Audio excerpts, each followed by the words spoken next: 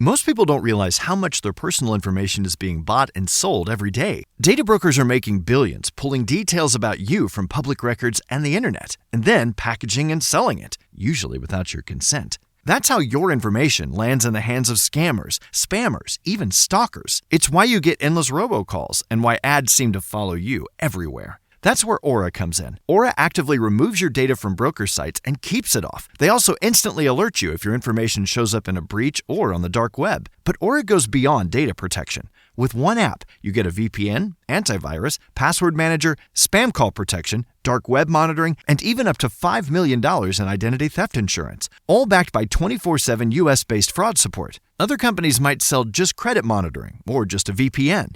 Aura gives you all of it, together, at the same price competitors charge for just one service. Start your free trial today at aura.com/remove. Protect yourself now at aura.com/remove. Juneteenth. It's a holiday. You have off. But do you even know what it means? We're here to help you understand why it's one of the most important holidays we have. Get ready for an amazing episode of Life in Jest.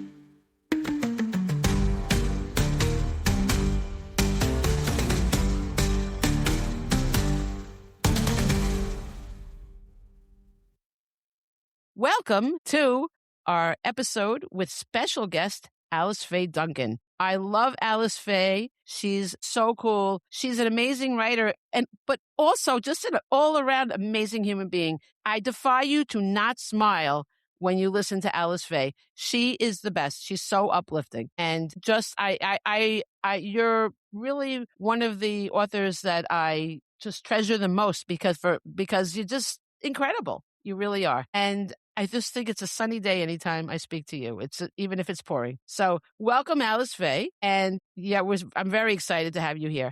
And we're here to discuss something really important at Juneteenth. Yes. And you have a book specifically about the creation of the holiday.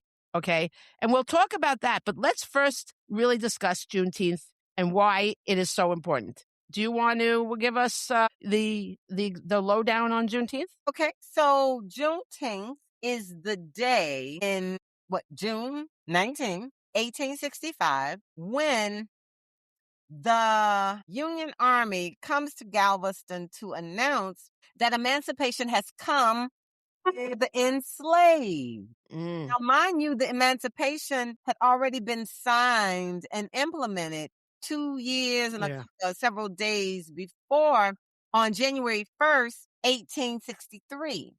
And so people in error often say that is the day that all the enslaved were free. But Right. the emancipation had freed the enslaved 2 years earlier. What happens is it was late arriving to Texas because Texas was so big and vast.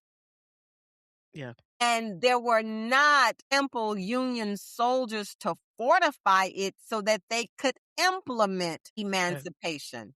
They knew, the people in Texas knew that emancipation had come. Absolutely. Yeah. It is just that there was not enough enforcement of Union troops to make that happen. Right. And so you get all these several thousand troops that march into Galveston, into Texas on June 19th.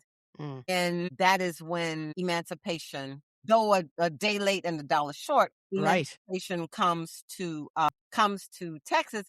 And it really serves as an emblem and a symbol then of the emancipation of the enslaved. Because then you don't even have the ratification of the freeing of slaves until December, right? Of 1865. And so the amendment, you're talking about the amendment, right? Right. The There was right, no yeah, ratification of that until yeah. December. And so really Juneteenth serves as an emblem of the liberation of Hmm. slaves. So from that, let's clear something up right fast. Okay. People often say, well, can white people celebrate Juneteenth? And can brown people celebrate Juneteenth?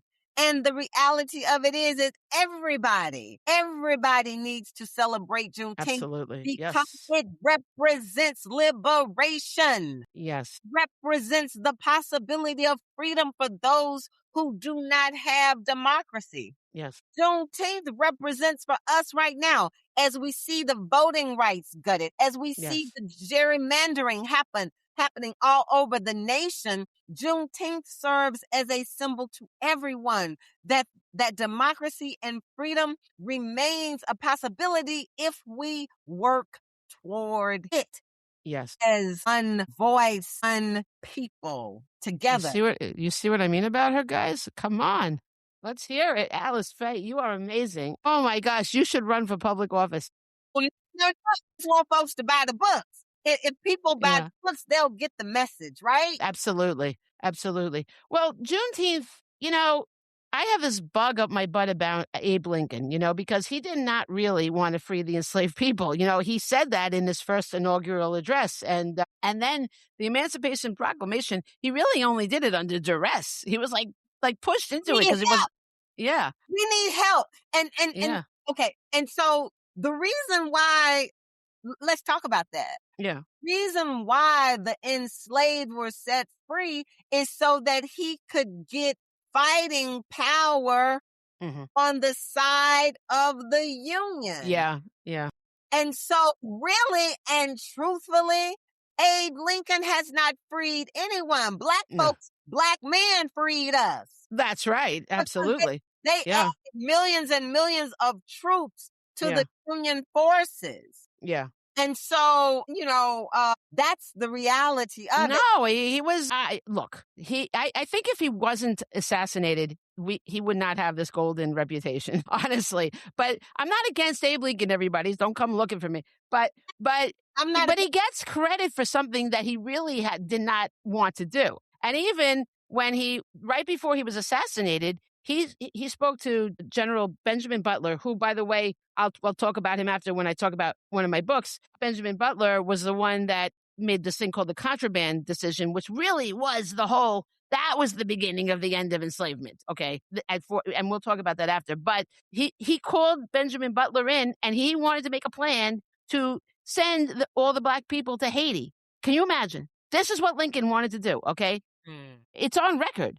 So I don't know what I'm gonna, it's not. So anyway, love Lincoln, fine, whatever. But also the Emancipation Proclamation did not free the enslaved people on the Union side, and there were enslaved people. right, So there's that too.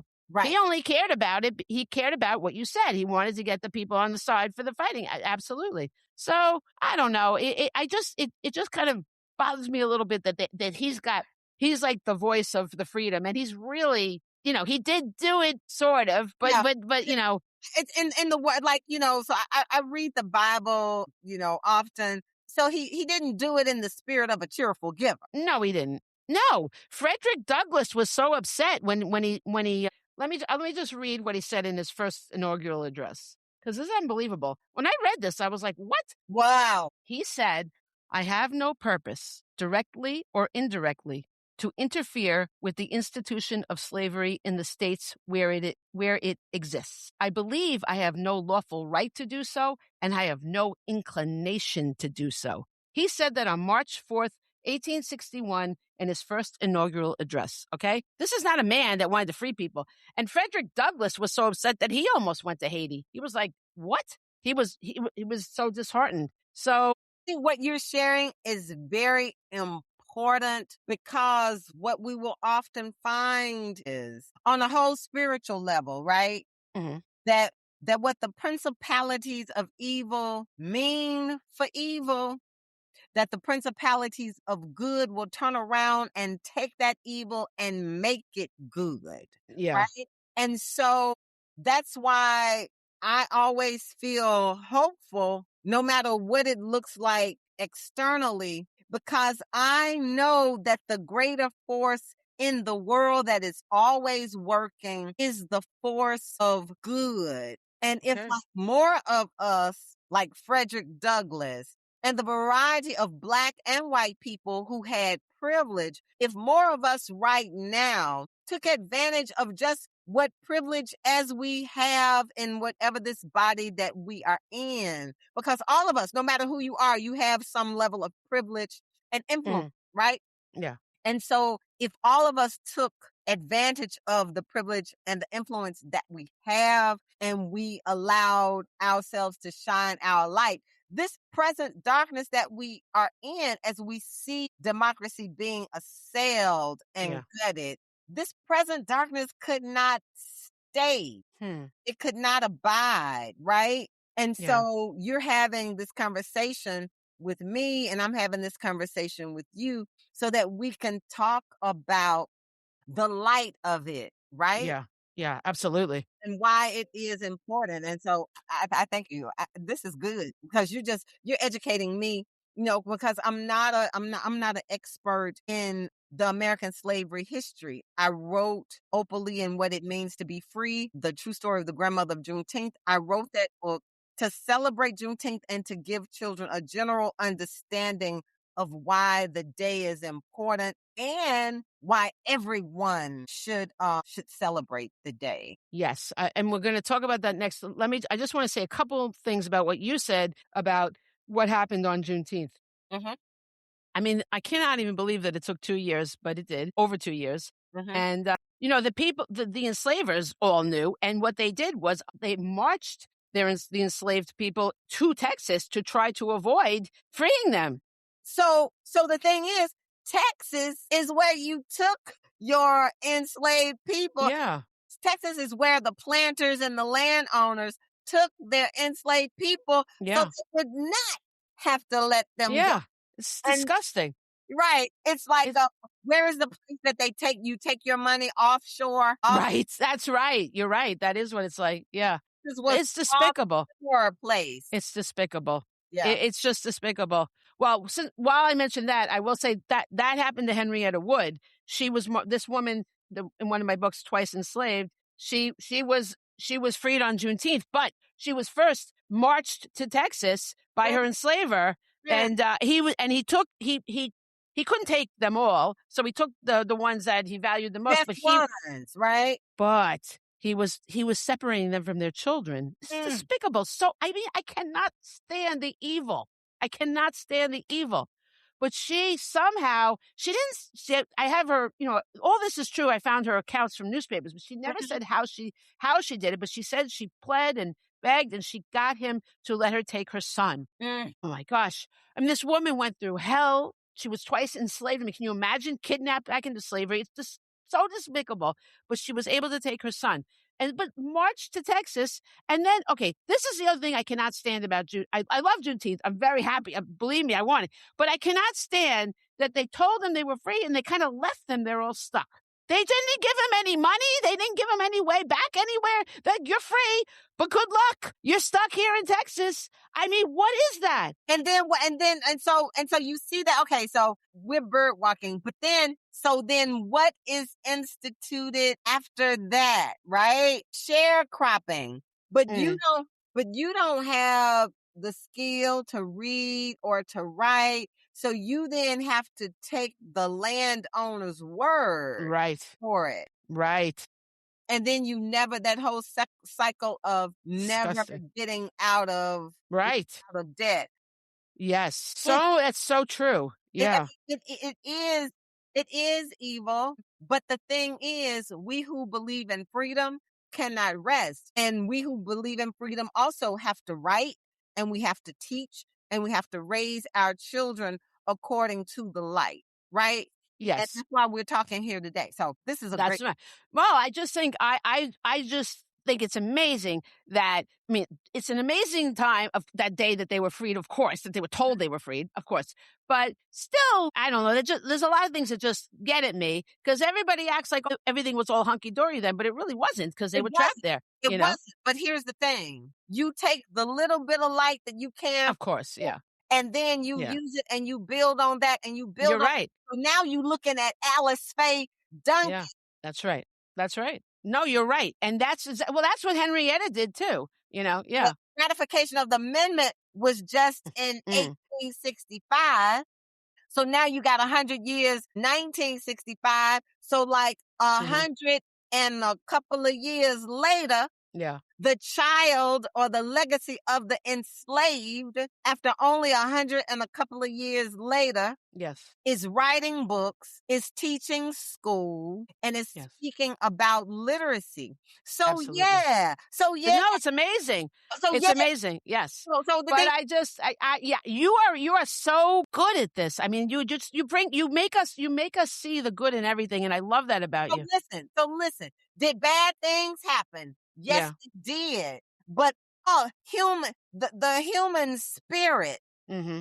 the human spirit Yeah. takes whatever it can and refuses. Many of us from all generations, from all nationalities, from all places in this land, we take whatever little bit of hope we can and Yes. then we build on that. And so that's why we're writing these books. And that's why you're Yes. writing about, Yes. twice enslaved. And that's Yes. why I'm writing about Yes. Opal Lee. Well, tell us about Opal Lee, because this is an incredible woman that everybody needs to know. And tell us all about your book Okay. and So why you wrote it and what it is. the book that I wrote, and I'm traveling right now, so I don't have a copy of it. And You know what I'll do though?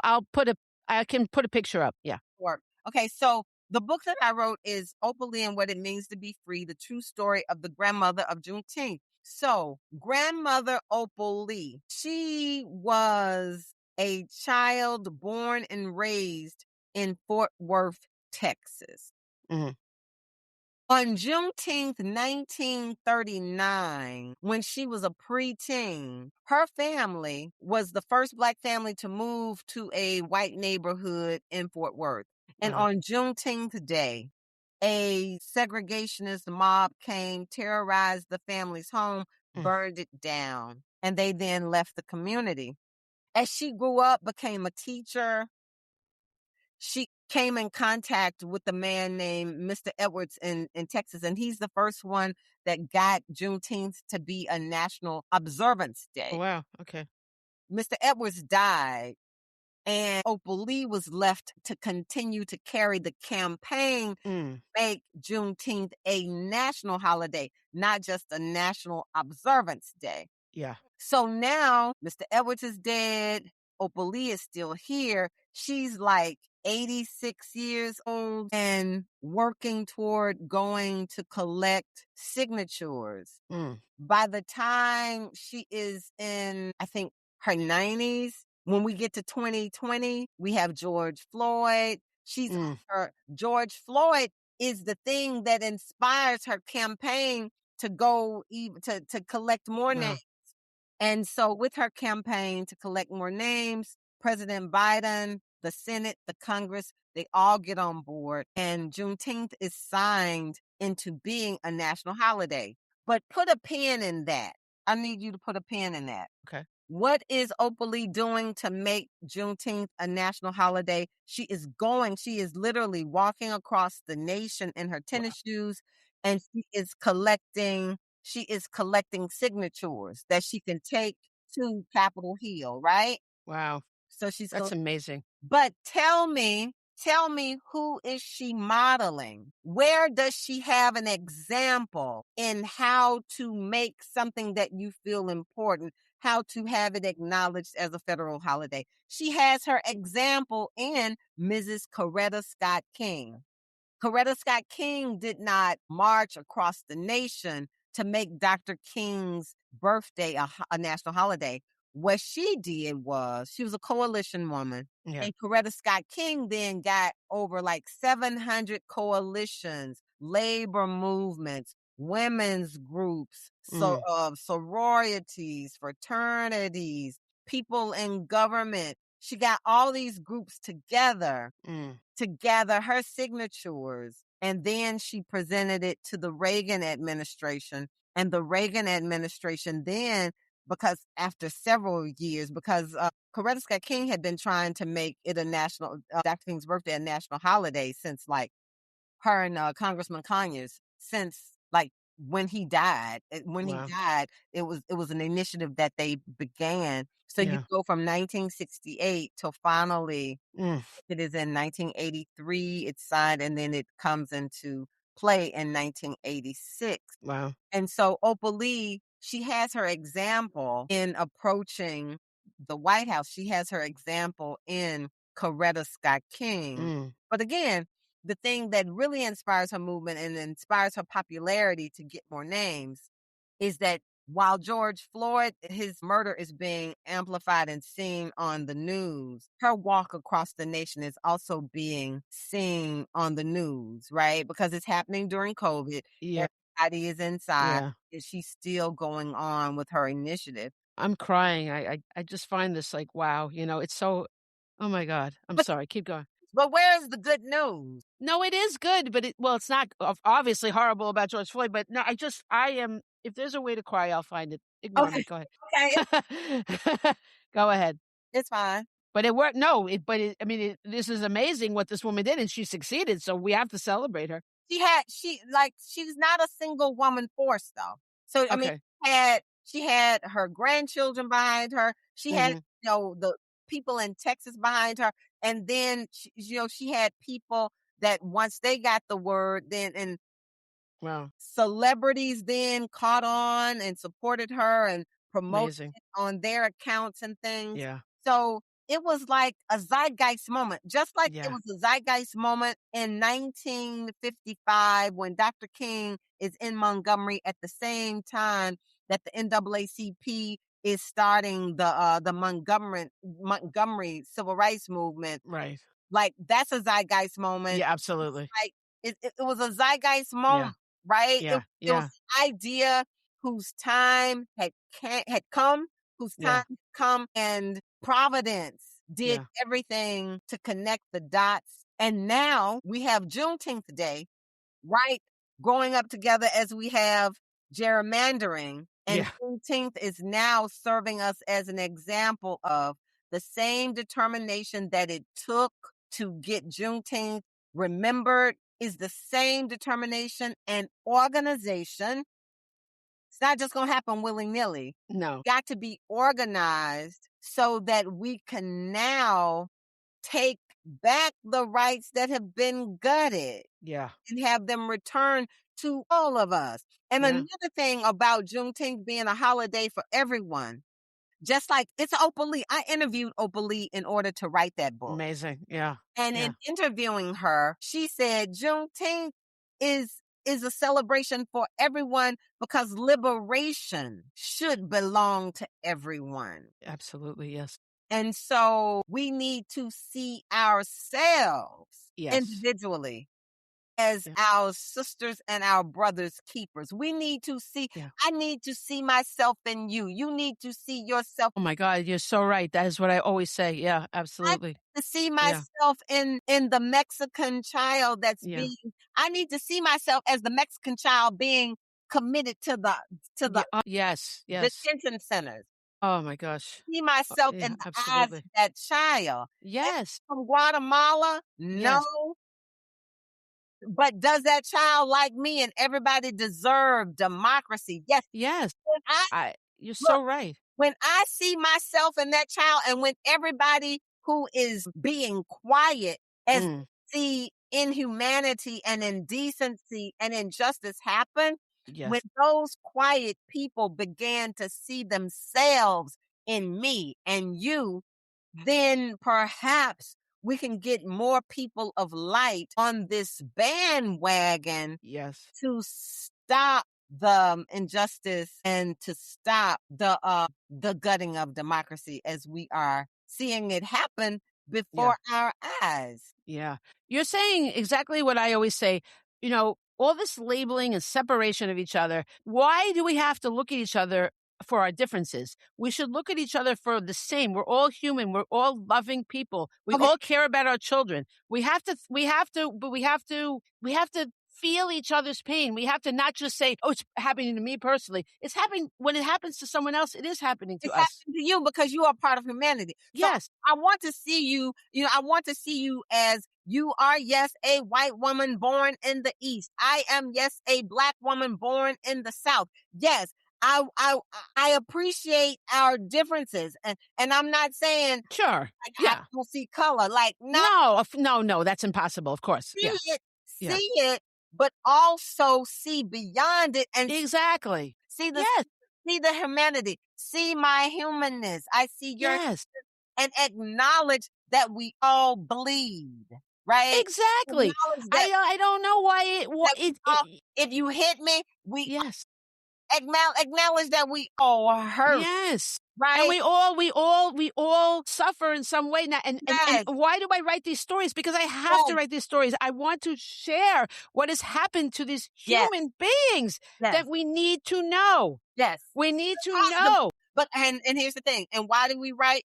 Because the books are not going to. The books cannot, and the books are not going to highlight all of the things that are relevant and important. It's just impossible for the books, Right. the textbooks, to do that. I know. Yes. And Of so course. we Yes. are blessed with publishing companies that still publish and operate under purpose. While the bottom line is absolutely and most important, but the bottom line is very important, but Sure. also the purpose is Yes. also very important. And we write for children because who do we want the children to be? We want them to be adults of compassion. We want Yes. them to be adults that think critically, and they cannot think critically if all they are reading is propaganda and Yeah. not the reality of our history. Well, that's true. And also the textbooks often leave out the emotion, like the real humanness. I mean, that's why I never cared about history when I was growing up because it was like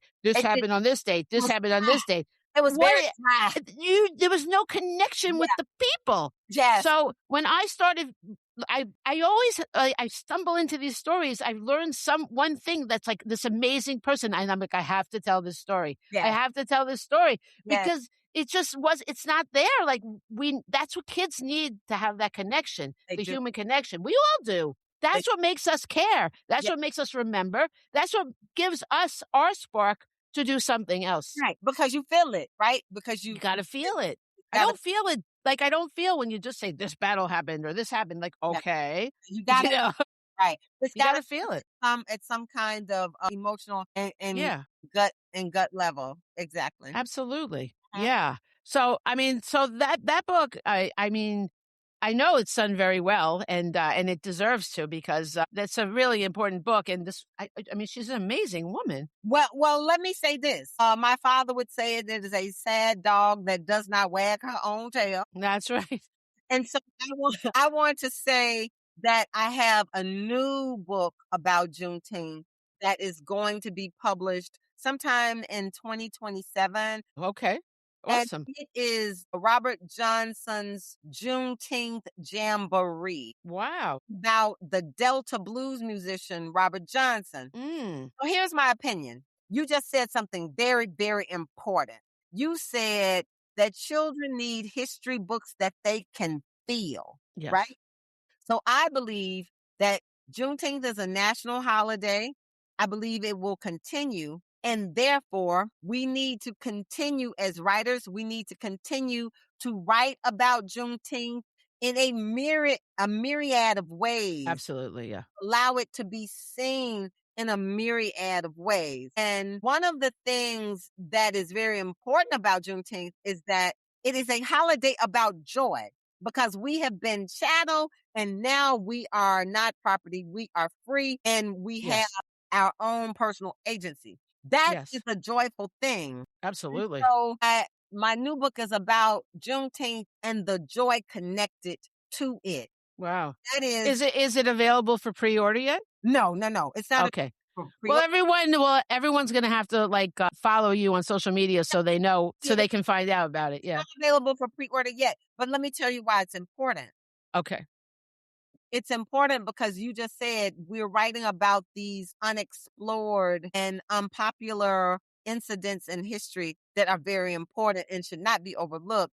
And Absolutely. so a great number of music enthusiasts know Robert Johnson, the Delta blues singer, because he inspired rock and roll. Okay. But what they do not know is that the last 13 recordings that we have of him were recorded in Dallas during one of its largest Juneteenth celebrations. Wow. Because Dallas, not Dallas, but the state of Texas has been celebrating Juneteenth since 1866. Which is pretty incredible, right? When you think about it. So Yeah. they celebrating a Juneteenth and an acknowledgement of the day since its first anniversary in That's amazing. 1866. Yeah. And so I think it was 1937 is the year that Robert Johnson found himself in Dallas for a recording. Mhm. It's Juneteenth. Black folks are all in the street just singing and dancing, and there are bands. And they have like a Pan-American fair in Dallas. And it's like on one particular day, I think blacks and white folks were showing up at the fair on the same day. Wow. But it's happening like during this Juneteenth time. And so Amazing. Robert Johnson gets to Dallas. He sees all this excitement, and he tells the people, look, he's scheduled for like 13 songs, but he tells the people, this is Saturday, June 19, 37. And he's like, I can't stay right now. So he records 3 songs, and then he comes back on June 20th and he records 10 songs. So Wow. you can almost infer that, look, he wasn't fit to be tied on Juneteenth. But then on Sunday, he comes back. And so those last 13 recordings happened during the Juneteenth holiday. I love that. in That's amazing. in Dallas. And so I write about the joy of that. And I write about him because what do we know about blues singers from that era in the 30s, in the 40s? We know that many of them were just like itinerant travelers. They went from place to place, little work here, little work there, but their love and their passion and their real money was their music. Mhm. And so for the first time, Robert Johnson, he probably didn't know nothing about no Juneteenth because, again, Robert Johnson was from Mississippi. Yeah. Right? I mean, he was from Mississippi, and he had been called to Dallas for this recording. They had written him a letter. He actually, folks lived in Memphis, and his folks were the way he got his mail. And so his folks in Memphis, the letter from Boca Lion Records, they like, hey, Robert, they want you to be in Dallas at this certain time. So he hobos on the train. Yeah. He hobos on the train from Memphis to Dallas. And the rest is history, as they say. So I just wanted to put that plug in that I shame. love that. No, I think like everyone follow Alice Faye, and you have your website, of course. But if you follow someone on social media, you're more likely to always catch up. Yeah, right. You don't have to physically go on the website. It comes to you. Yeah, but you can see how she's so amazing. Why wouldn't you want to follow her? Well, tell me this. So you've got the Enslaved. Give me the title of that book again. This one, Twice Enslaved, Liberty and Justice for Henrietta Wood. And it's also a personal story really about Juneteenth. Well, her life was so tragic. I mean, she was born enslaved, and she lived in Kentucky, and it was like if she was born on the wrong side of the river. If she had been born on the other side, she would be free. So I really wrote the whole thing with the idea of that river.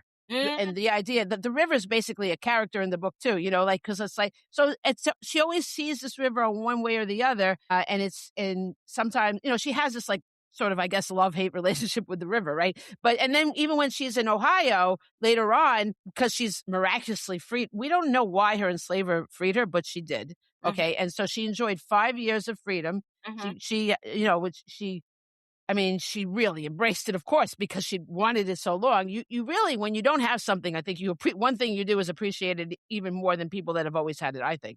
And she would still go to the river, and there, it was an obstacle, but then it was a friend. But then she's tricked these horrible people. I'm not going to give all the details of it, but there's a plot to kidnap her back into slavery because her enslaver's daughter didn't feel that it was the mother that freed her. She didn't think she had a right to do it, and she wanted to get paid for her. It was all about disgusting. It's just so despicable. This greed that we see even now, right? This greed, caring more about money.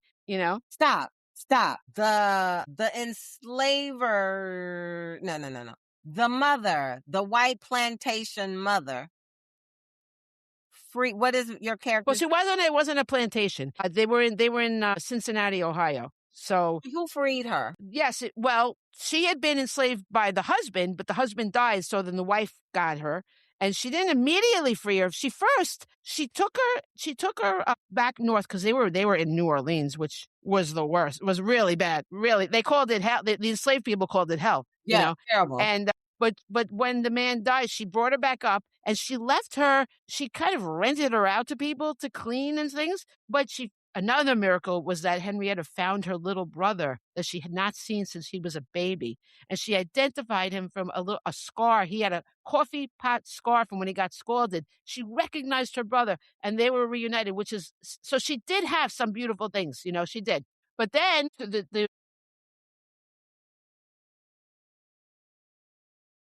all right, that's why I want you to stop. The enslaver freed Henrietta, the woman, right? Yes. But the enslaver's daughter, yes, said, "You don't deserve to be free." Exactly. All right, put a pin right there on that enslaver's daughter. Yeah. You call that a spirit.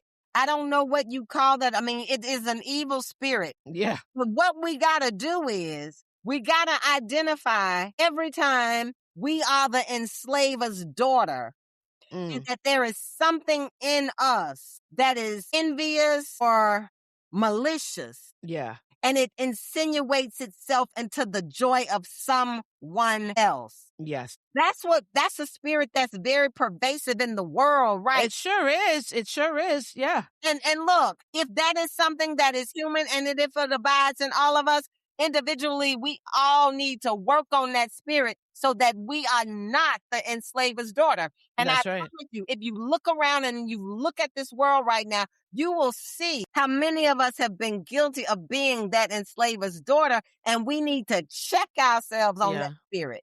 Definitely. We need to check ourselves on that and make sure that we are on the side of justice, that we are on the side of what is righteous, not righteous, right? Agreed. Yeah. Be on the side of what is all for money.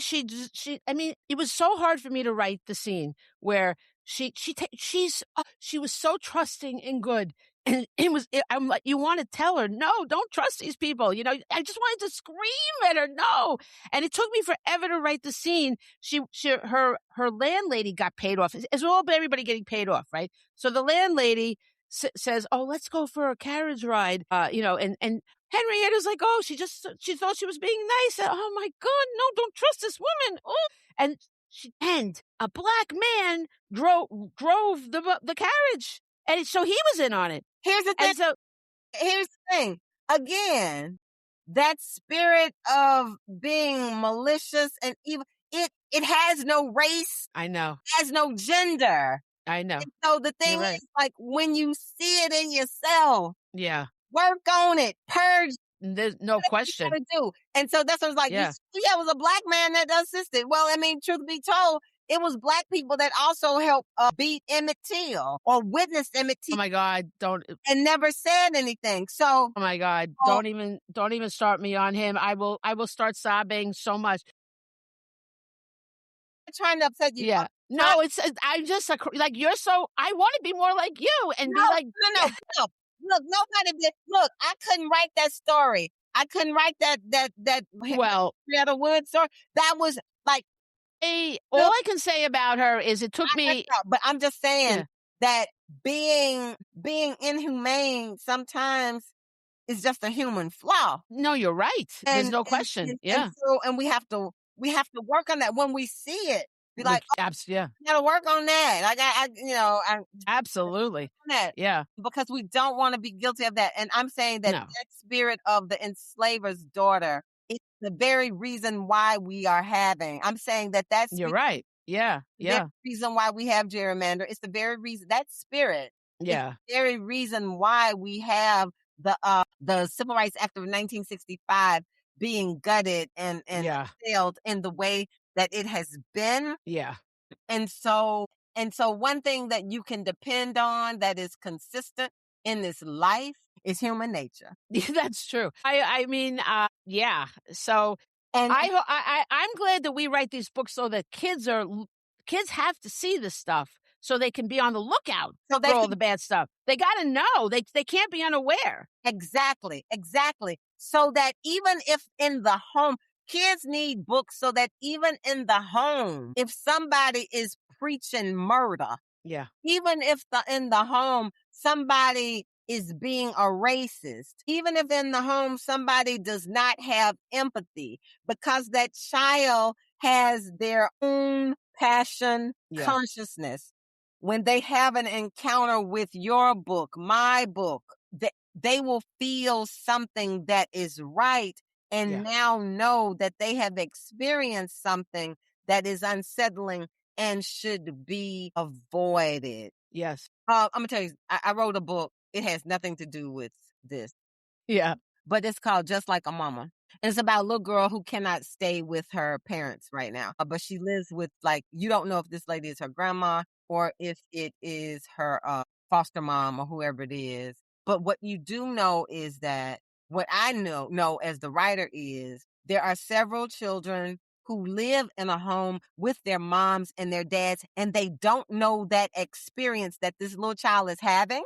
But when they read a story about a little kid that cannot stay with her mom and dad and now has a caretaker, they now have empathy and they can Yes. now say, hey, I don't need to make fun of Jack or Jane who Yeah. is like in care of somebody that ain't theirs, Yeah. right? Yeah. Because now I feel that. And Yeah. I know that that is a real situation and I can now have empathy and I can now celebrate that, right? And so that's Yes. what's happening when people see your books and they see my books. They say, oh my God, Yeah. this is not human. This is not kind. This is No, not right. it's not right. And then But when they yeah. encounter something in their own little lives Yeah. that they know looks similar to this. That really is the magic of books, Yeah. like, it really is. I mean, books totally saved my life when I was a kid, that I really did. I learned so much. They taught me the things that I wasn't learning from anybody. Yeah. I kinda no offense to, people, but I kinda raised myself, Okay. and, I had a lot going on in my life. It was, not easy, but, books really saved my life, and they taught me I learned you're right, I learned empathy. I guess I had empathy already, but I learned I found it for people that all through books. Books are everything. Books are everything, and it drives me crazy that they're being threatened because you know why? Because certain people want to keep people down how do you keep somebody down? You don't educate them. It's anti-intellectual. So Yeah, they want, because the only way you can stay controlled is because you are ignorant and you don't know, you don't yeah, have knowledge. exactly. And so that's Yeah, the whole point of the slave not being able to read, right? that's right. Yeah, So, and so that's another reason why we celebrate Juneteenth, because now it means that the enslaved have agency over. They can read, they can move and have their being and go wherever the heck they want to go, right?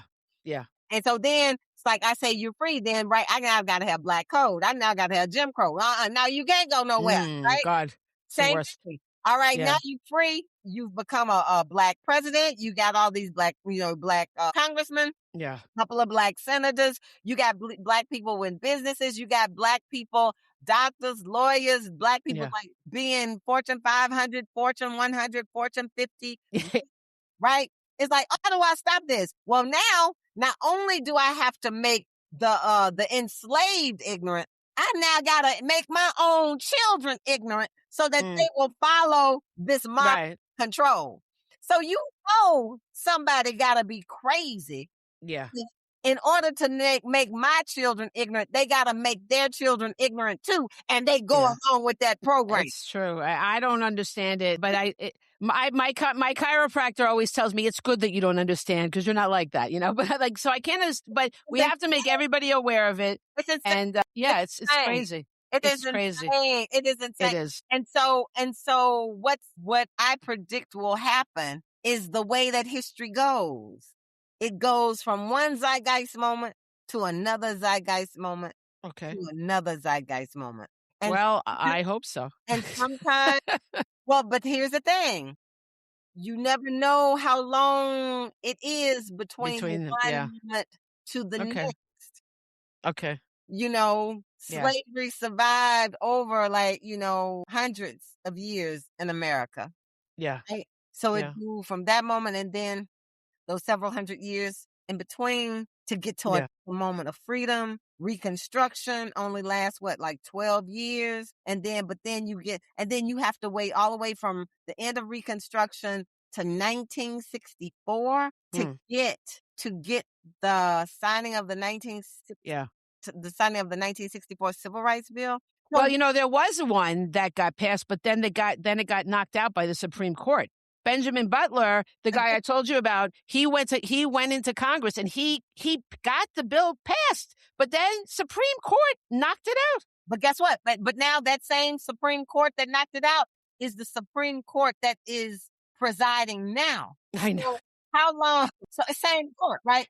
That's what I'm saying. Yeah. So the thing is, how long will it be until we have another? Only God knows. Yeah. But while we are here, and while we have the power and the ability that we have right now, we are going to use it. We are going to shine our light. What does the song say? This little light of mine, I'm going to let it shine.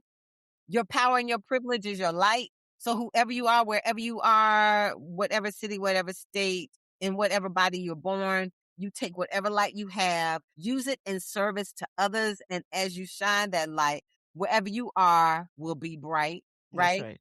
Yeah. It might not be bright way over yonder, but where you are. Yeah, that's a really great way to look at it for sure. I'm going to try to adopt that. But I do want to just tell you the good news about Henrietta is she did survive all these things. She had a son who she treasured and she was able to keep him with her.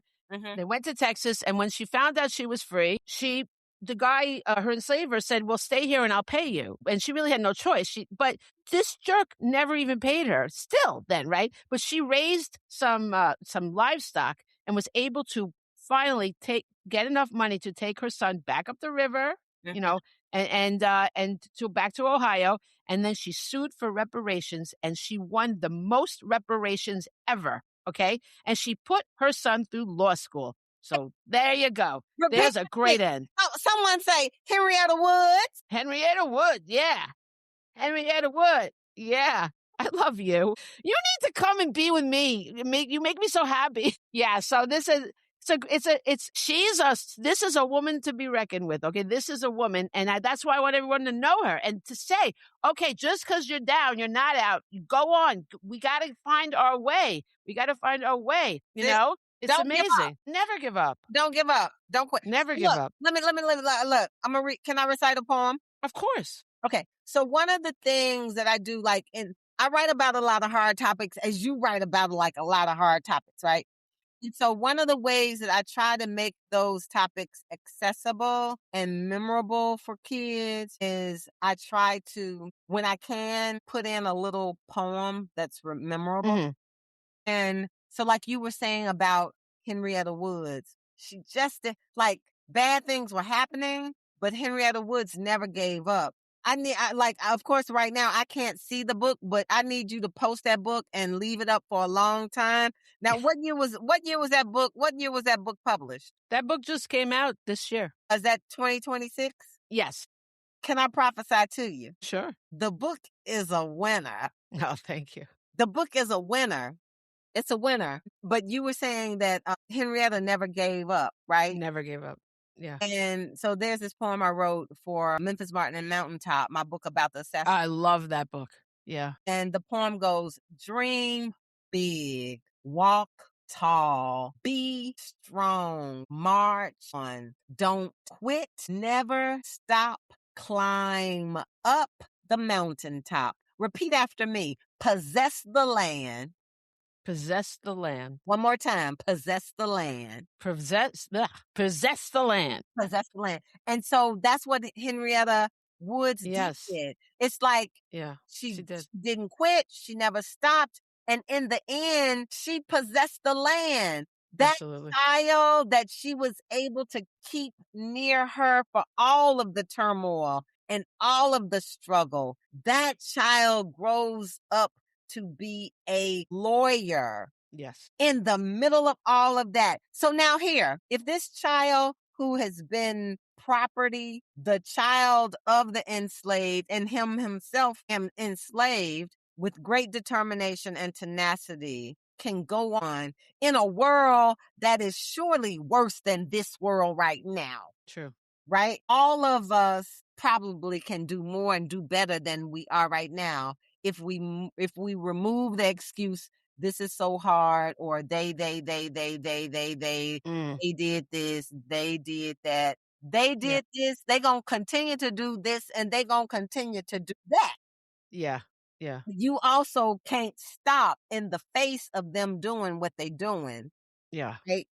That's right. And that's what I have to tell myself now. When the book banners, come in, they still there. I'll be like, wait, I can't stop writing about Black history just because the book banners are there. Surely might not be selling as many manuscripts as I have been, but I still have to write message, and I still That's right. have to write the history that young people need to know, whether they banning books or not. Absolutely. And I can't stop, won't stop. No, I know you're a force to be reckoned with for sure. Tell us a little bit about the Memphis book. So Memphis, okay, so I live in Memphis, born and raised in Memphis. Memphis is the city where Dr. King was assassinated. I taught for 30 years in Memphis. I'm a national board educator, and I taught for 30 years in Memphis. And early in my teaching career, in fact, I started writing books for Macmillan the same year that I got my first teacher's contract. Wow. And so I immediately, when I started writing books, I started doing school visits, right? And what I noticed, and most of my school visits back then, they were all in my city. I wasn't traveling anywhere. Sure. Yeah. I was like, they was like, oh, Alice Faye is writing books now. Will you come to our school? Yeah. Come to our school for free? I was so happy. Yeah, I'll come to your school. So Yeah. I was going to all the Memphis schools for free. Now that I ain't going for free, like, I can't hear nobody pray. You're like, oh. But anyways, so I realized when I was going on all these school visits that because my book was about Dr. King, my book was The National Civil Rights Museum Celebrates Everyday People. And so it was about the people between 1955 and 1968 who had contributed to the American Civil Rights Movement. And so I always ended with King and the assassination. But when I would go to the schools in Memphis and I would broach the conversation about Dr. King, the children in Memphis could only tell me one thing. And that was, Dr. King, he was killed at the Lorraine Motel. Right. They could not give me a hypothesis about why he was killed. They could not tell me that he was here fighting for, he was in Memphis fighting for economic rights. Yeah. And so I was like, wait, they don't even know why he was here. Yeah. They don't know that he was on a movement now to go and get economic rights for every American in all the four corridors of the nation. Yeah. And I think that's a very important point, that his movement was economic. And I think it's very important that they connect that his death happens when he is not talking about coffee at a counter, and he is not talking about bus tickets on city transportation. He is killed when he is talking about coming for a check, an adequate, substantial living wage for every American. Yeah. And so I wanted to write that book. And I think my first draft, I started in maybe 2005. Sometime between 2005 and 2008. And my agent at the time said to me, nobody wants to hear about civil rights right now. And then obviously never met our editor. What's up? Our editor was probably in grade school then. But anyways, no, honestly. And then my agent at the time said that the whole assassination thing was maybe a little bit too gruesome for young people, right? So between that time and then 2015, when I sold the book, I found a new agent and I found a new editor. And so that book then became one of only two books right now.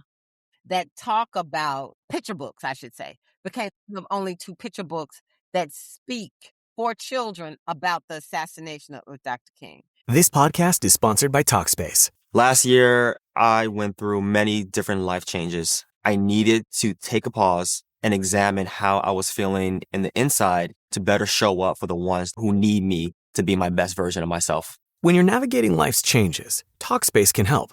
Talkspace is the #1 rated online therapy, bringing you professional support from licensed therapists and psychiatry providers that you can access anytime, anywhere. Living a busy life, navigating a long-distance relationship, becoming a first-step father, Talkspace made all of those journeys possible. I could speak with my therapist in the office. I could speak with my therapist in the comfort of my home. I was never alone.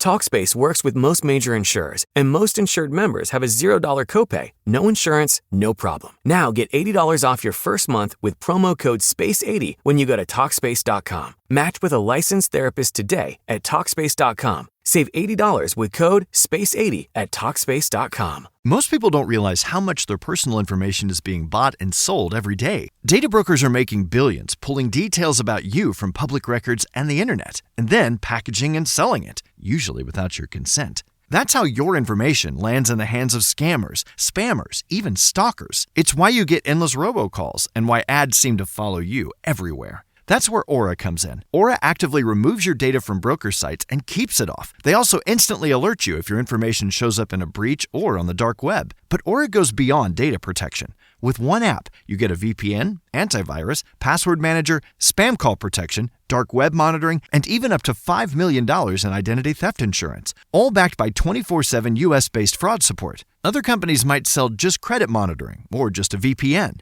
Aura gives you all of it, together, at the same price competitors charge for just one service. Start your free trial today at aura.com/remove. Protect yourself now at aura.com/remove. And so that's what the book is about. The book is about how Dr. King came to Memphis. It was a movement where the sanitation workers were organized themselves. Dr. King did not come to lead their movement. He came to speak on behalf of their movement, because their movement represented the Poor People's Campaign, which he was now on his way to Washington to propose an economic bill of rights for America. Here's the thing. There is no movement that Dr. King added his voice to that was not successful. So there is no doubt in my mind that when he added his voice to that movement, that in the end, he was going to be successful. Yeah. But we will never know that now because he is dead. And now tell me, do we have a federal living wage that he was after? 50 No. years later, we do not. Right. But there is a zeitgeist moment that is coming. When, I don't know. And there will Okay. be a federal living wage. I hope so. I agree with. I really, you are really making me see all the positive, which I told you, we need you, Alice Faye. We need you. I need But you're right. I need don't know. Maybe it's because I write all these sad things. I am actually writing a book about 1968. It's 1968, but then it's about the Chicago 8. And so it follows 1968. The first half follows the 1968 up to the convention, and then the second half is about the trial. This mockery that they call a trial. And so I just wrote a chapter about Dr. King's assassination, and I did it through the eyes of Mayor Daley in Chicago because he's involved with the whole Chicago 8 thing, obviously. Check this out. So your book is after this moment, but in 1967, Dr. King had tried on his own. It was almost like a singular effort to speak about the injustice in the North.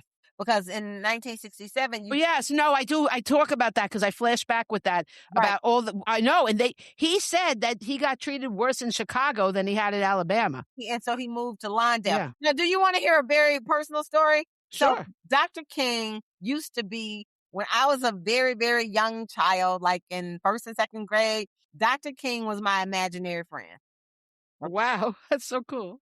And I lived on a street called Lawndale. Oh. And when Dr. King goes to Chicago, he lives in a community called Lawndale. Yeah. So I didn't realize that Dr. King moved to Lawndale until I had done research for my Coretta Scott King book. But Wow. I'm like, oh my God, the same time that that I had him as my imaginary friend, he actually lived That's so in a funny. place that shared Wow. my street's name as a child. Yeah. That Isn't was that funny? That's really, it's amazing how these things happen, these little things, you know? They energy. really, yeah. I agree. Yeah. So it's a hard book to write because then he dies and then which is and then Bobby Kennedy dies. That was a messed up year, man. I don't know. It was like one of the darkest years in our history for sure. I mean, can you imagine if those two men had not been killed, what could have been accomplished? But You again, know? like there is a zeitgeist moment, there is providence, there are all these things that are working that I mean, not to sound all woo woo and hoo hoo, but I really think like maybe in the end, when we all get to wherever we are going, we will see that there is always a greater who in you that is Yeah. at work. There's a greater power that is in work, and we at work. There's a greater power Hmm. that is at work, and we Sure. really have to move far away from the moment Yeah. to understand what happened. I get it. I get it. Not saying that it's right. Yeah. Not, No. No, not no, no. I hear you, and I want to believe all that. I don't know. I think once when I finish the book, I'll be. It's hard when you're immersed in the sadness of writing it. it. Very, very hard. I mean, because you are living the Yeah. experience now, right? Yeah. Absolutely. You are walking that road. Yeah. Like Yeah. you walk the road with Henrietta Woods. Yes, that nearly killed me. I mean, that was the hardest book I ever wrote. Oh my gosh. And it was during COVID too. I was all alone and I was just sobbing my eyes out. Look, you all alone and you at the river. Yeah. That's Yeah. deep. That is Yeah. It was, it's quite, I was definitely handed that book because like, it was the first time I ever Googled, I needed a topic. And I'm like, I just Googled like unknown history in America, literally. And it popped up. I'm like, I have never heard of this woman. And it was just, now when I've never gotten an idea just from Google, you know? but look, it happens. And that was Yeah, serendipity, right? it was. Yeah.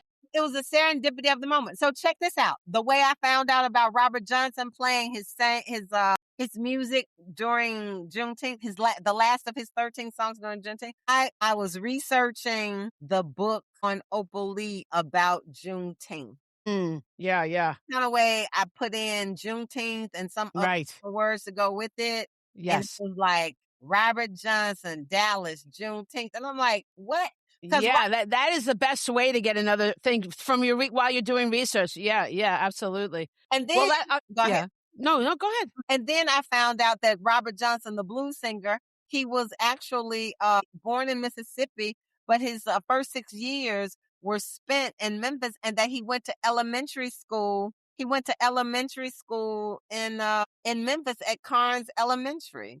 Wow. Yeah, and so That's funny.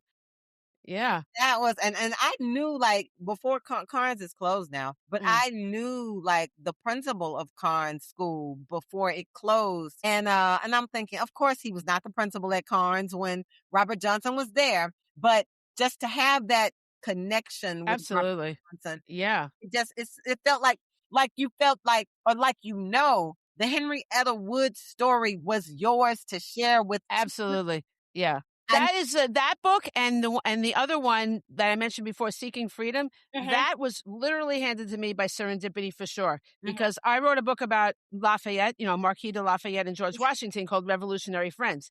So I became an American friend of Lafayette. It's a organization, and they travel every year. They go to Yorktown to celebrate the magnificent Marquis's contribution. Unlike in Hamilton, where they kind of downplay it, it really was because of Lafayette that we won that battle. We cornered them there, all these things, and the French. So they celebrated. So I was there with them, and it's a group of mostly like married people, right? And I wasn't married, and I'm like, I'm so tired of being, I was just like sad a little bit, like, cause I'm like, they're very nice and they hang out, but I'm like, maybe I'll just go.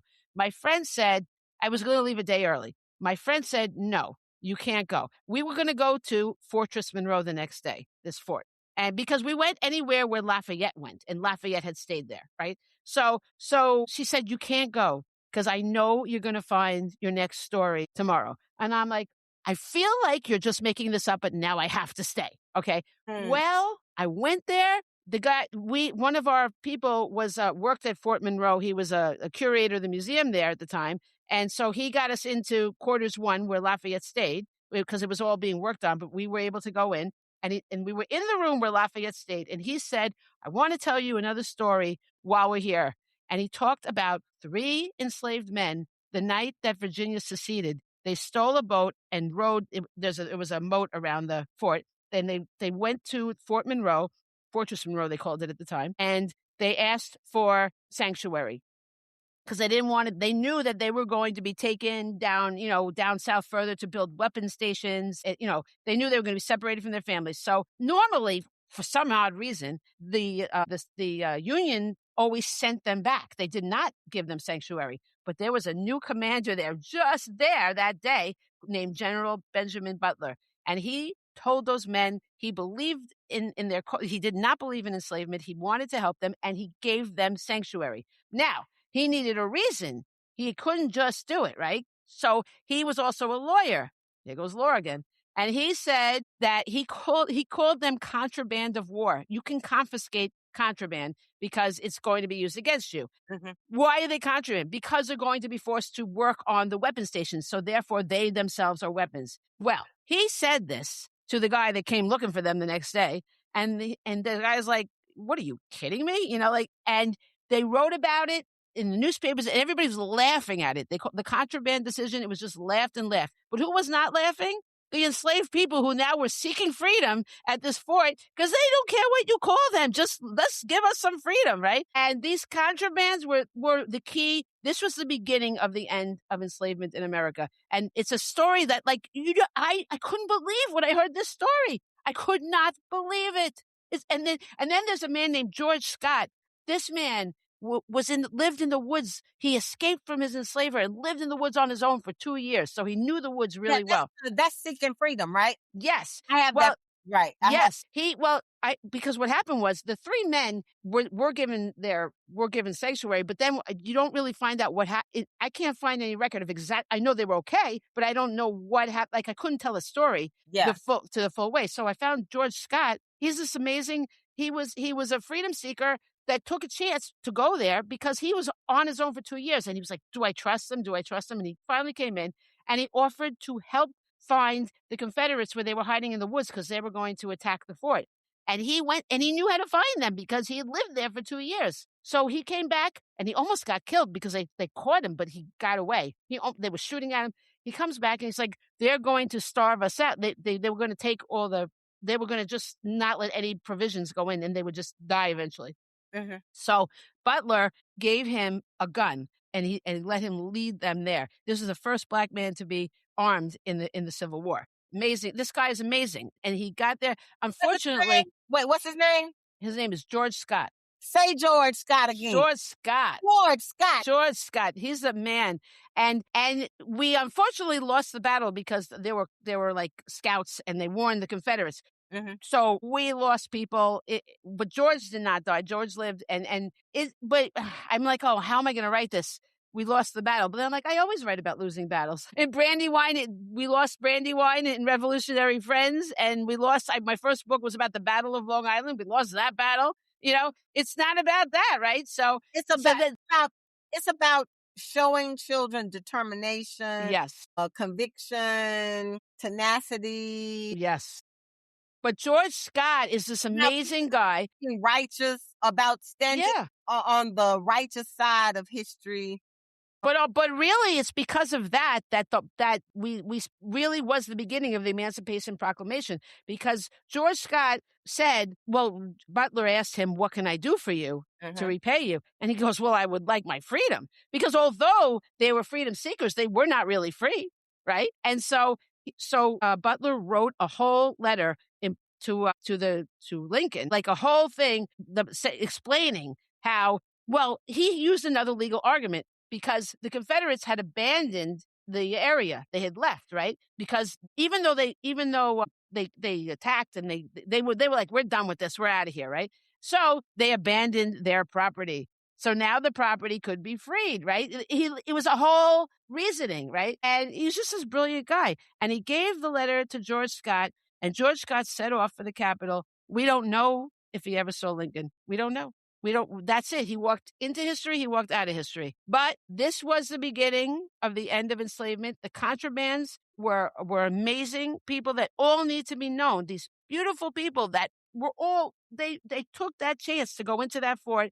They were this was the beginning of the end of enslavement. And nobody, why don't we talk about this, So that's why I wrote Seeking Freedom, all because my friend told me that I had to stay. Just to wait. And you were Yeah. obedient. You were obedient to the spirit. Like the spirit, Yeah. you were obedient to the spirit. The spirit. I believe very strongly in that kind of stuff. Yeah, like the Absolutely. spirit said, hey, stay. Well, that's what writing is. It's all about working with the spirit, right? We're always given these things. So that's what it is. Yeah. I mean, like all the dead blues musicians, like, I just wrote about B.B. King. I'm writing about Robert Johnson. And I wrote one that was really like just a tribute to all those blues musicians that were born and raised along Highway 61 in the 20s and the 30s. So look, I thank you for allowing me this time. But I want to say, as we celebrate Juneteenth, there are certain things that I think Juneteenth fellowships and jamborees and picnics should have. And these are things that I got from Mother Opal Lee when I interviewed with her. She says that when you are celebrating Juneteenth, make sure that you acknowledge the struggle and the triumph of those who have gone before you, no matter who you are. Yeah. Those, and if you, as an American, those enslaved people who endured the hardship of enslavement and then went into the world to try to make, not to try, but to make a life for themselves and their family. Yes. We need, during Juneteenth, we need to acknowledge and we need to remember their courage. Yes. And then she says that Juneteenth should be intergenerational, which means during Juneteenth, older people need to make time to listen to younger people. And during Juneteenth, younger people need to make time to listen to the stories and the histories of the older people. Oftentimes in this new millennium that we're living in, young people seem too cool to take time for the elders. That's right. And elders seem to be preoccupied oftentimes with just doing what's required for being an adult to make things go on, and worrying about their Social Security and worrying about their medicine and worrying about their sugar, right? Yeah. That they don't even see the need to stop and spend time with young people. Yes. And then Obali says that every Juneteenth should have good food and celebration, because you are acknowledging that the enslaved did not have access and were not given the best. Yes. So she says, always make sure that you have a feast, so that we remember that it was not always that way for the enslaved. Yes. And then the last one, she says that you should always have music. You should have music to acknowledge the good times and the joy of being liberated and having your own personal agency. Wow. And also last, the fifth one is to make sure that you are not a singular people having a celebration, but that you invite your neighbors who do not look like you or share your experience. Be in community and company with you as you celebrate Juneteenth, because Juneteenth is you, Juneteenth is me, and Juneteenth means unity. I love it. Wow, that's amazing. I love this. Thank you so much. Do you have any? Did you get my email about the quotes? Yes, I do. I have Okay, good. a quote. I have a quote. Okay. Then go ahead. We're going to end. We always end with quotes. So Quote. go Okay. ahead. So today I want to end with a quote that comes from Dr. King's wife, Mrs. Coretta Scott King. Yes. I wrote a book about her several years ago, and it's called Coretta's Journey. Wow. And I opened the book with a quote that she often gave. People don't know it, but before Dr. King spoke against the Vietnam War, Coretta Scott King was at home telling him, Martin, you have to speak against the war. Martin, too many children are dying. Martin, we believe in nonviolence and war is violent. You have to speak against the war. And so Coretta Scott King was very much as prophetic as Dr. King, but Dr. King at the time of his life was the voice. Yeah. So she didn't really get a chance to share her voice with the world until she had to be a voice for him and a voice for the people in his absence. And so Coretta Scott King has this quote that she said often, and she would say, freedom is never really won. You earn it and win it in every generation. What does she mean by that? She means that Alice Faye, during my life, has a freedom struggle with this present gerrymandering. Yeah. My mother in her life had the freedom struggle with Dr. King, and as they marched through Memphis in 68. Yeah. And in the 40s, there was a freedom movement with A. Philip Randolph where he was trying to support the Pullman porters. So your children, like for us, we made the mistake. I think many of us, especially I'm going to speak for Black folks. Sure. We made the mistake in 1964 in 1968 when we had the 1964 Civil Rights Act and we had the 1965 Voting Rights Act. Nobody paid attention that 1965 Voting Rights Act said that there was going to have be an end in 50 years, but we weren't paying attention. Yeah. Nobody was really paying attention. And so what we need to teach our children is that they are going to be tomorrow's freedom fighters and that they will have a freedom struggle because power never concedes easily. Right. And so that's for sure. And so the people always have to be working. Yeah. Keeping freedom or regaining freedom or retaining freedom or get back freedom. Yes. Always will be working. And so we need to teach our children that the onus of freedom is on their shoulders. And I mean, so like when I was a child, my mama was like, yeah, you going to college. Like I didn't have a choice. Like my mama was preaching college from the day I was out of the womb. Yeah. Now look at me, baby, you going to college. That's interesting. And so because we need to share with our children that the onus of freedom and democracy is on them. If it is to be, if they are to be free, they need to have a posture of that. Yes, absolutely. Absolutely. That's what your books do that. My books do that. The inference is there, right? Yes. The inference is there. Because oftentimes we're writing these books through the perspective of some child, right? Yeah. Yeah. And no, it's amazing. Well, I have a quote from Shirley Chisholm, who I love. We were talking a little bit about people that were in government, and Shirley Chisholm is just like this amazing force of nature also. She's like you. And the quote is, if they don't give you a seat at the table, bring a folding chair. And that's just like, she's so right.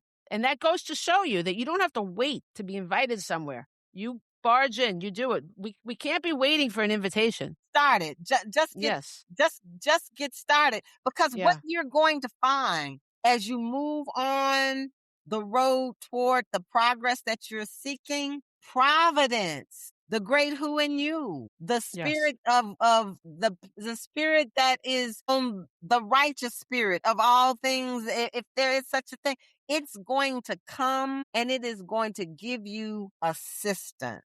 Yeah. We do not know how long trouble will last, but we know that we need to be working to scatter it, to eviscerate it, to assail it. We all got to be found working, doing what it is that is us, that is for us to do. So I write. I'm not finna march nowhere, but I write. Yeah. I can boycott. I cannot shop at Target, right? Right. And I can write a letter to my senator. I can write a letter to my congressman. Yes. I can go vote. That's right. Hopefully.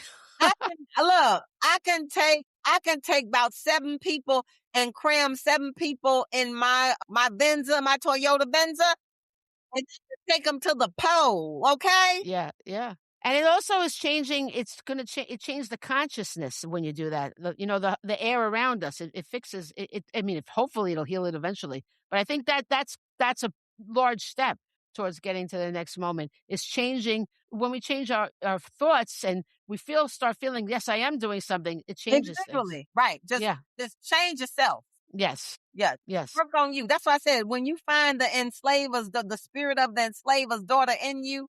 Because it might pop up and pop off. I mean, and I'm saying that for everybody. I know what you're saying. I'm not taking that myself. Like, it's okay. Go sit down. Go pray. Go read a poem or a scripture or something. Get your heart together. Yeah, get your heart together. There's a good quote. Yeah. And then try again, Yeah. Agreed. Well, I found one more quote from Opal Lee that I'm going to share because she said, "We have simply got to make people aware that none of us are free until we're all free." I think that's a beautiful way to end. It's a way to end. So, and Alice Faye, everyone can find you. What's your website? My website is AliceFayeDuncan.com, and that's Faye with an E. Yes. And I'm going to put everything in the show notes as well. And you're on social media. What social media are you on? Okay, so on Instagram, I am Alice Faye Writes. And on Facebook, I am simply Alice Faye Duncan. Okay. All right. Well, be on the lookout for the next Juneteenth book coming out, and follow Alice Faye so you get all this information. And just think, why wouldn't you want to follow Alice Faye? She's just sunshine. That's what she is. Thank you so very much. And Selene, thank you for inviting me to participate. And I cannot wait to see you in person. Yeah, we're doing a panel at NCTE, which is. We're going to talk about what we're talking about. I don't know. It's going to be great, though. It's going to be great. Okay, I'll get to talk to you. So I'll talk to you soon. Yes. God bless you. Yes, you too. Thank you so much. Thank you. Bye-bye, everybody. Thanks for listening. All right. Bye. Bye-bye.